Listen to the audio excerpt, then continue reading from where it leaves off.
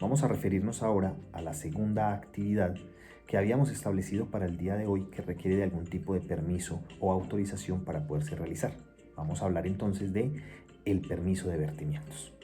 ¿Qué entendemos por vertimientos? Toda aquella actividad de disposición final de residuos de agua que pueden llevar también algún tipo de sólido, grasas o aceites que depositamos ya sea a una fuente hídrica superficial o al suelo. Entonces, la primera distinción que vamos a realizar en los vertimientos es el tipo de fuente receptora. Podemos realizarlo ya sea a un río, a una laguna, al océano,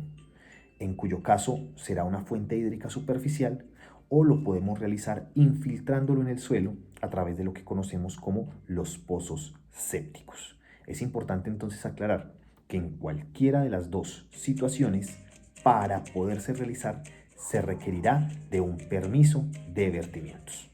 Por otro lado, vamos entonces a distinguir entre los dos tipos de vertimientos posibles, domésticos e industriales. En el caso de los vertimientos domésticos, estos se generan a partir de actividades propias del ser humano. Lavado del hogar, actividades de cocina, lavado de ropas o las actividades fisiológicas que realizan los seres humanos y que generan desechos. En este entendido, cuando la actividad es una actividad propia del ser humano, el vertimiento que se genera allí es de carácter doméstico.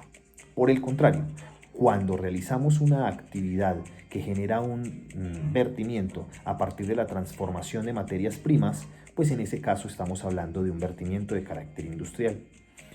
Este es de suma importancia tenerlo claro porque este tipo de vertimientos es el que puede ocasionar, dadas las características propias de cada procedimiento, de cada proceso industrial que se realice,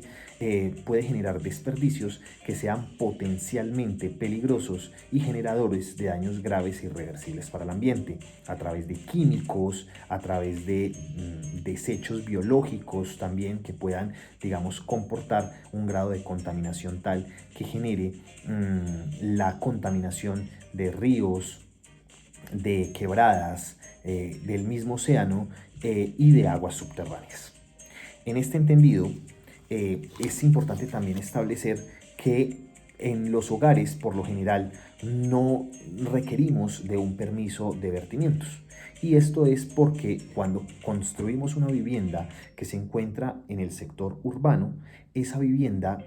para poderse construir, se requiere de una disponibilidad de servicios. Dentro de esa disponibilidad de servicios está la disponibilidad de conectarse a la red de alcantarillado. En este entendido, lo que hacemos es conectarnos a una red preexistente de alcantarillado de un prestador de servicios, para el caso de la ciudad de Armenia, las empresas públicas de Armenia, y este prestador conduce el agua residual a través de colectores intersectores hasta plantas de tratamiento de aguas residuales, donde realiza el tratamiento de las aguas para luego hacer la disposición final de las mismas. Entonces, no es que no se requiera el permiso de vertimientos, el permiso de vertimientos sí se requiere, pero quien lo tramita y lo obtiene no es el usuario generador, sino que es la entidad prestadora del servicio de alcantarillado, quien para poder realizar el vertimiento final necesitará tener o contar con este permiso de vertimientos. Así las cosas, es necesario aclarar que si no se cuenta con una red de alcantarillado de un prestador,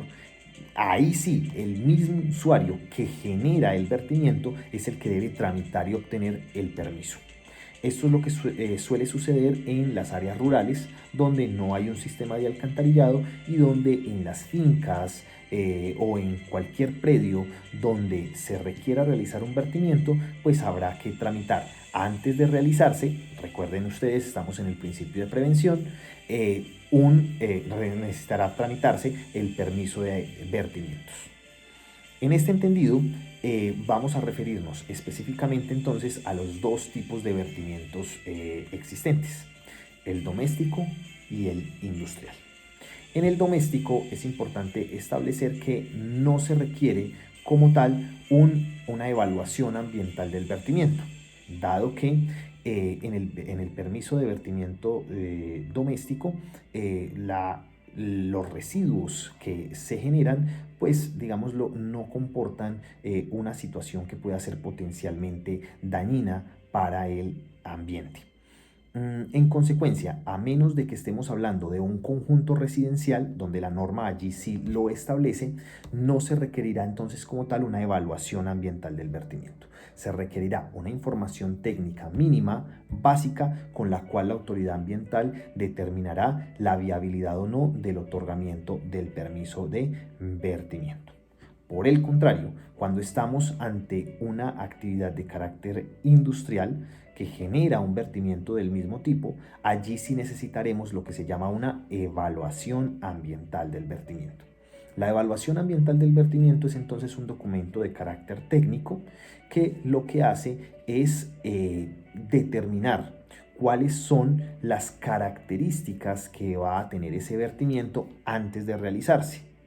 con la finalidad de poder detectar cuáles van a ser cuál va a ser, por ejemplo, el caudal que va a tener ese vertimiento, cuáles van a ser los agentes contaminantes que van a haber en ese vertimiento, de tal forma que se pueda determinar qué tan dañino o no puede ser la realización de esa actividad. Piensen ustedes, por ejemplo, en una fábrica, o piensen ustedes, por ejemplo, en una planta procesadora de alimentos, donde van a existir determinados insumos químicos, biológicos, que se van a combinar con el agua que sea necesaria para poder realizar la transformación de esas materias primas y que por lo tanto van a ir en el vertimiento final que se realice. En ese entendido, la evaluación ambiental del vertimiento lo que va a realizar es, o lo que va a generar más bien, es una información técnica que va a servir para dos cosas. Primero, para establecer el grado de impacto que va a tener el vertimiento, y segundo, para establecer las características que debe tener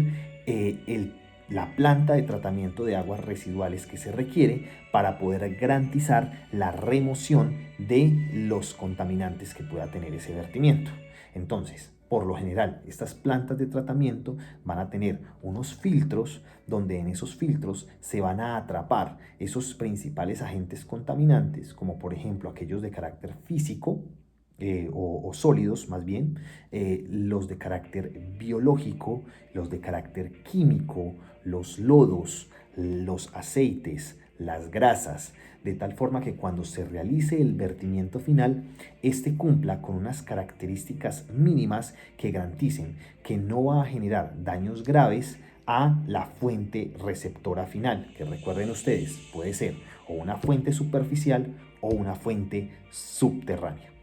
De esta forma, la planta de tratamiento de aguas residuales lo que va a garantizar es cumplir con unos parámetros que son los parámetros establecidos en la resolución 631 de 2015. La resolución 631 de 2015, según el tipo de actividad,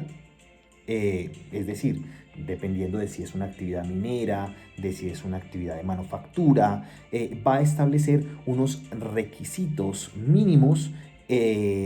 o mejor, unos parámetros mínimos que se debe cumplir para cada uno de estos vertimientos, con la finalidad de asegurar a través del principio de prevención que estas actividades no van a generar daños graves e irreversibles para el ambiente.